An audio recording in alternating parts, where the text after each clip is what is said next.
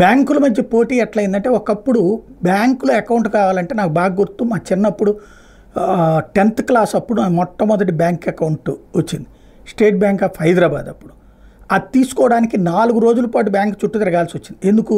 మేము పెట్టగలిగేది బాగా poor family కాబట్టి 10 రూపాయలు డిపాజిట్ చేయగలం ఫస్ట్, అంతే. అంతకు మించి పైన ఎంత చేయగలుగుతాం అనేది మాకు తెలియదు. కాబట్టి ఈ 10 రూపాయలు బ్యాంకులో వేయడం, దాంట్లో రూపాయి కూడా వేయచ్చు ఆ రోజుల్లో. కాబట్టి ఈ 10 రూపాయలు మినిమం డిపాజిట్ చేయాలంటే వాళ్ళకి చాలా చులకన. అందుకని చెప్పేసి అకౌంట్ ఇవ్వాల.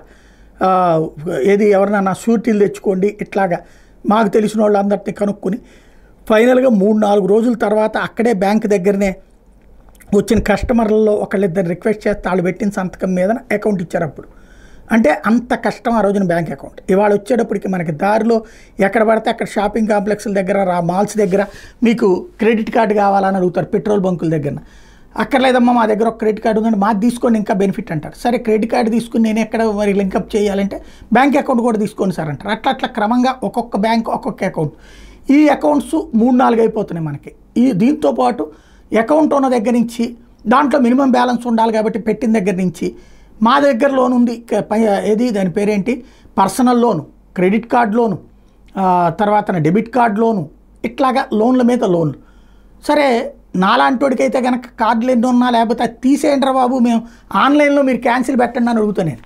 ఎందుకంటే నేను ఉద్యోగం చేసినప్పుడు ఉన్నటువంటి అకౌంట్లు క్లోజ్ చేయాలి అంటే చేయనియట్లేదు వాళ్ళు. అక్కడికి వెళ్ళి కూర్చోవాలి, హైదరాబాద్లో కూర్చుని బ్యాంక్ అకౌంట్స్ క్లోజ్ చేయాలి. అదో పెద్ద తతంగం.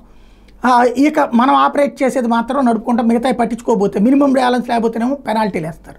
కాబట్టి మినిమం బ్యాలెన్స్ ఉంచాలి, అదొక బొక్క. పోనీ అలాగని తీసేద్దాం, ఈలోపు వాటి నుంచి ఫోన్లు నీకు పర్సనల్ లోన్ ఇంత వస్తుంది అంత వస్తుంది అన్నటువంటి.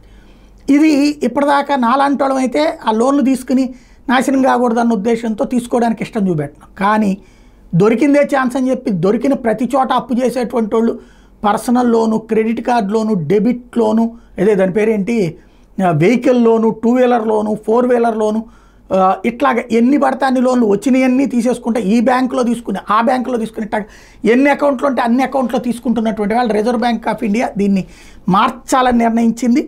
ఇక పైన ఈ ఒకేసారి పలు బ్యాంకుల్లో అప్పు తీసుకునేటటువంటి కాన్సెప్ట్ లేకుండా చూడడానికి రుణ స్వీకర్త నష్టభయ మదింపును మెరుగుపరిచే కొత్త నిబంధన ఆగస్టులో ఆర్బీఐ జారీ చేస్తే అమలు చేయడానికి బ్యాంకులు, క్రెడిట్ బ్యూరోలకు 2020 జనవరి 21 వరకు సమయం ఇచ్చింది.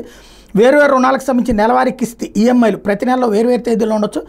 నెల రోజులకోసారి ఆర్థిక సంస్థలు రుణ సమాచారాన్ని వెల్లడించడం వల్ల బకాయి తిరిగి చెల్లింపు లేదా ఎగవేతల సమాచారం 40 రోజుల వరకు ఆలస్యం అవుతుంది. ఇప్పుడు 15 రోజులు రిపోర్టింగ్ గడువు వల్ల ఈ ఆలస్యాలు గరిష్టంగా తగ్గేటటువంటి అవకాశం ఉంది.